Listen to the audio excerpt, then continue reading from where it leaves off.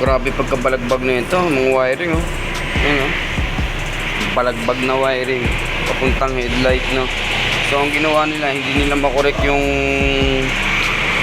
ground dito. Bali nagtap na lang sila dun direct sa kabilang headlight no. Ayan. Kaso puro low lang. Concern ng customer, bakit wala daw high? Eh wala yun oh, putol din oh. Ispalyado rin yung kinabit nila. Balagbag na ng pagkabit, balagbag din yung pagpasa. Yan. So tatanggalin na natin to, babalik na natin sa original na wire.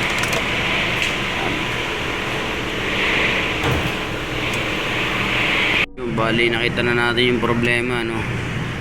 Yan. Walang high.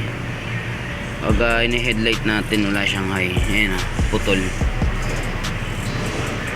Tsaka may mga balot na rin dito. Yan, parang may mga ngat-ngat din yata ito binalutan, hindi na maayos yung pagkabalot. So balutan na natin ng maigi.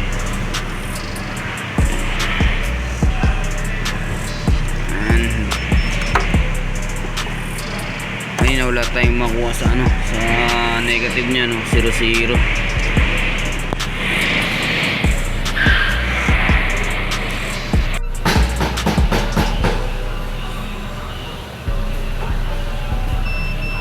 Yan, meron siyang continuity no. Kanina wala siyang continuity. So talagang putol ang wiring. So pinix ko na yung wire ngayon. Yan. Try na natin yung headlight. Fix lang natin yung mga dapat i-fix. Yun, may high na. Low. Yun. Alright. Simpleng lang, simpleng diagnose. Yun. All goods.